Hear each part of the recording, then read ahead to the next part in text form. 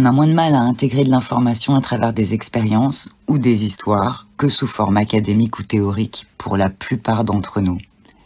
C'est toute la différence qu'il y a entre le savoir et la connaissance, et c'est d'ailleurs la base des travaux de thérapeutes comme Milton Erickson et bien d'autres. Alors je suis ni thérapeute, ni rien, mais j'ai cherché les règles du jeu dans la boîte de Pandore pendant toute ma vie. Et l'univers m'a pas envoyé de réponse, il m'a envoyé des expériences. Et vu l'époque qu'on vit, j'ai décidé de vous les partager. Alors j'ai rien à y gagner, je le sais, tout au contraire, mais je m'en fous, c'est pas le but. L'idée c'est de vous pousser et réfléchir. On dit souvent que c'est pas le but qui est important, c'est le chemin. Eh bien justement, l'important c'est pas de savoir, mais de chercher à comprendre. Et puis c'est tout ce qu'on est à la fin de toute façon, des histoires.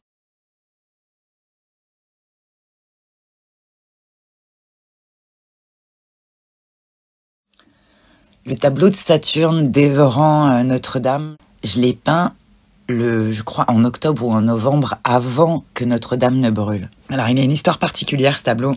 J'ai commencé une série de tableaux en rouge et noir peut-être l'année d'avant ou 2 ans avant, à la demande d'un copain qui est comme mon frère, et il m'avait demandé de lui peindre sur une toile une pièce artistique qu'il avait trouvée sur internet. Donc l'idée originale du premier tableau n'était pas de moi. Je sais même pas quel est cet artiste, c'est une image qu'il m'a envoyée. Donc je lui ai repeint la mort sur fond rouge, comme il voulait. Et je me suis permis de modifier un petit détail par acquis de conscience, déjà parce que c'est pas moi qui ai créé cette image, et puis j'ai trouvé que rien n'incarnait mieux la mort que le génocide planétaire que l'Église catholique romaine a pu perpétrer sur des siècles et des siècles. J'ai certainement dû être brûlée dans des vies précédentes, ça c'est sûr. J'étais une petite crotte de nez. Voilà, donc j'ai mis une cathédrale en coiffe de la mort. Après, c'est pas du tout une attaque des croyants, chacun fait ce qu'il veut, simplement, bon, c'est historique. Entre Grégoire IX en 1233 et 1834 en France, ça fait quelques siècles de bûcher, quand même. Bon, les Templiers s'en souviennent bien d'ailleurs, enfin, bon, c'est historique. Voilà, donc effectivement, je savais que ça plairait à la personne à qui était destiné le tableau, on s'en fout. Bref, le tableau de la mort fait office de préquel, puisqu'en fait, c'est parce que j'avais peint ce truc-là que pour un second tableau, je suis restée sur la même note.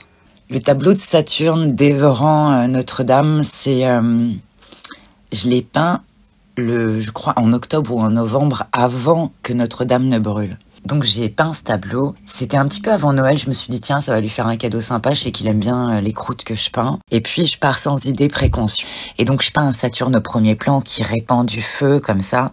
Et puis donc en plan au fond, je sais pas pourquoi, j'ai peint une cathédrale, j'aurais pu peindre une maison, n'importe, mais en tout cas voilà, je me dis je vais peindre une cathédrale, et puis quand j'ai cette idée, je me dis ah bah c'est pas mal, ça va faire un rappel du premier tableau où la mort avait une cathédrale sur sa tête. Et donc voilà, je pars sur Notre-Dame, et donc je peins Notre-Dame en feu dans le fond du tableau. Et je peins dans les nuages une tête comme si c'était un égrégore, une entité dont les dents sont la cathédrale en feu, comme si elle mangeait la cathédrale en feu. Un peu comme si c'était un rituel de magie noire qui avait été perpétré. Voilà. Donc j'ai peint ce tableau en octobre ou novembre, et puis en avril, effectivement, elle a brûlé, alors que bon, c'est pas comme si j'avais eu une vision, ou c'est pas une prédiction. J'ai peint ça un peu comme ça. D'ailleurs, elle a cramé tout pile 1 an avant ce discours-là.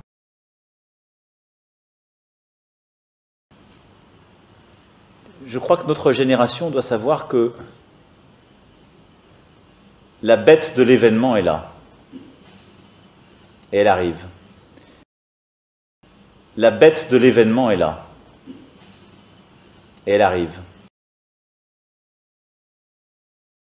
Et deuxième, alors ce tableau a une histoire qui a duré après que je l'ai offert, hein, parce qu'en fait, je l'ai un peu peint comme une bonne intention. Mon pote, il a vraiment un côté un peu Mars, un côté assez guerrier qui est très développé. Il est pas du tout agressif, hein, c'est quelqu'un de très calme, mais voilà, il a ce côté Mars calme, très développé. J'avais un peu fait ce tableau avec vraiment une bonne intention de, voilà, ce côté Mars, je le mets là, je le pose un peu comme un portrait de Dorian Gray, quoi. C'était un peu ça l'intention. J'ai un peu posé tout ce côté Mars dans ce tableau, un peu de colère, un peu tout ce truc, ce rouge, ce feu. Tout ce feu, je l'ai mis dans le tableau, un peu comme pour dire, voilà, c'est posé là, maintenant ça te permet de voir autre chose. Et puis, donc je lui ai offert ce tableau. Il l'a mis sur le mur à côté de sa télé, pas loin du premier qui était un peu similaire, qui du moins faisait écho. Et puis un jour il regarde, alors c'est lui qui m'a appelé pour me raconter cette histoire parce que j'étais pas là. Mais il m'appelle un jour et il me dit il faut que je te raconte. Il regardait une émission sur les gilets jaunes à la télé et la cause l'a un peu pris aux tripes, ça l'a mis en colère. Cette injustice de ce que vit le peuple, c'est quelque chose qui l'a pris aux tripes vraiment. Il est en train de faire sa vaisselle dans l'alignement du mur où étaient les deux tableaux et la télé. Et le tableau est tombé une première fois. Donc il va voir, il comprend pas, il le raccroche, il retourne faire sa vaisselle, mais il était toujours dans la même émotion. Le tableau tombe une deuxième fois. Et il se dit quand même, là c'est bizarre, donc il est parti voir le clou, il met le clou bien, il l'enfonce, il se dit c'est quand même pas normal quoi. Et puis il se dit c'est bon, maintenant ça bougera plus. Et donc le tableau est tombé une troisième fois. Comme pour attirer son attention, je sais pas, c'est pas à moi que ça parlait, ce signe parlait qu'à lui. Mais moi, je l'interprète comme ça, mais bon, les interprétations, on sait ce que ça vaut, pas grand-chose, mais en tout cas, voilà, il y avait cette résonance entre sa colère, son côté Mars qui se réveillait, et tout le Mars que j'ai mis dans ce tableau.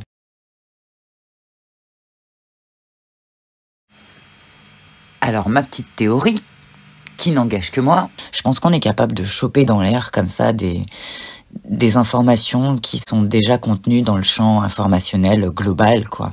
Celui de notre espèce, ce qui est dans l'air, quoi. Et puis Philippe Guillemant dit, c'est un physicien théoricien du CNRS et anciennement un ingénieur très très pointu en intelligence artificielle. Enfin, je l'aime beaucoup ce monsieur. Et c'est enfin du bon sens en fait. Il considère que le temps, c'est pas qu'il n'existe pas, mais c'est qu'en tout cas il n'existe pas tel qu'on le définit et tel qu'on pense le vivre de façon linéaire, mais plutôt c'est comme si un petit peu tout arrivait en même temps, mais que notre incarnation dans la matière concentrée comme ça ne nous permettait pas de le vivre tel qu'il existe vraiment, mais on a cette perception un peu linéaire. Et je pense que si on est un peu sensible, on arrive à capter des fois des fils comme ça, à tirer des fils qui sont un peu dans l'air. Et je pense que c'est ce qui explique que parfois plusieurs personnes en même temps revendiquent la paternité d'une idée. Ça expliquerait pourquoi il y a plusieurs inventeurs qui déposent en même temps le même brevet. Je pense que simplement, ouais, on a capté en même temps quelque chose qui était déjà présent dans l'air. On est peut-être tout simplement en train de balancer quelque chose de façon égotique alors qu'on est juste un canal, quoi. Je prends toujours cette analogie, le tuyau d'arrosage du jardin qui arrose les fleurs. Alors effectivement, le jardin pousse et c'est magnifique et voilà, il a fait des belles fleurs, c'est super. Peut-être qu'il croit qu'il crée l'eau, mais en fait, juste il la canalise et au mieux, il lui donne un goût dégueulasse, quoi. Donc voilà, je pense pas qu'on crée vraiment, je pense qu'on canalise je ne sais trop quoi. Et du coup, je pense simplement que j'ai chopé cette histoire, ce fil dans l'air. Évidemment, tout ça, on s'en est rendu compte après coup. Entre mon intention de départ et le résultat qui correspond très étrangement à la réalité, entre guillemets. Enfin, il y a tout de même de quoi se poser des questions. Donc tout ça, on s'en est rendu compte bien après. Mais entre-temps, j'avais commis un troisième tableau. Par contre, je vous garde l'histoire pour la prochaine vidéo parce que tout ça est déjà suffisamment intriqué. Dans un souci de clarté. En tout cas, bravo les pompiers. J'arrive même pas à regarder les images. Voilà, bisous les terriens, merci de liker et de partager vos expériences dans les coms. C'est important pour l'algorithme d'enchaîner une vidéo et de vous abonner si ce n'est pas déjà fait. Je vous embrasse.